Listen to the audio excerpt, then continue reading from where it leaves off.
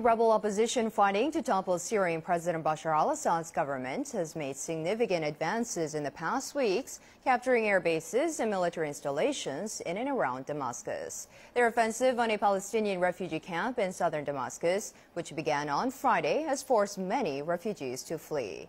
Meanwhile, Italy has responded to the kidnapping of an Italian engineer, and NBC's chief foreign correspondent has spoken of his ordeal after escaping his captors. Ian McKinnell has the latest on the Syrian conflict.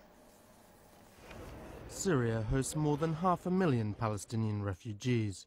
They are descendants of those admitted after the creation of Israel in 1948.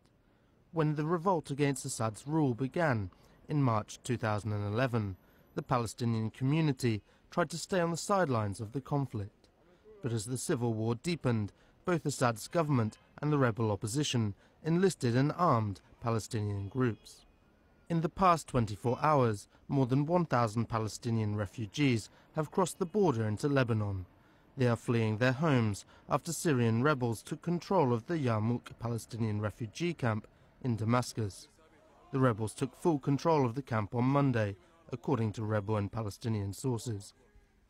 Government forces have responded by shelling the camp, which is only 3 kilometers from the city center. The battle in Yarmouk is one of a series of conflicts on the southern fringes of Assad's capital, but strategically it is very important because it is one of the best doors into central Damascus.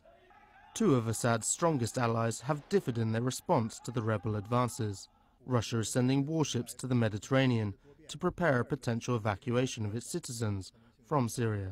Iran has denied that the Syrian government is about to fall and says the Syrian opposition cannot win.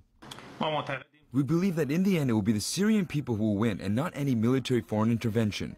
If we imagine that the Syrian opposition can somehow topple the government and then come to power, this is not real, it's fiction.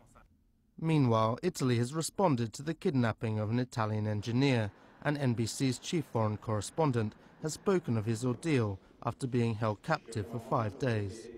Italy's foreign minister says Rome is making every effort to save the life of the Italian engineer. We are making every effort to safeguard his life, but I would like to keep the contents of the operation confidential. The engineer was kidnapped late on Monday, along with 2 Russians who also worked at a Syrian steel plant.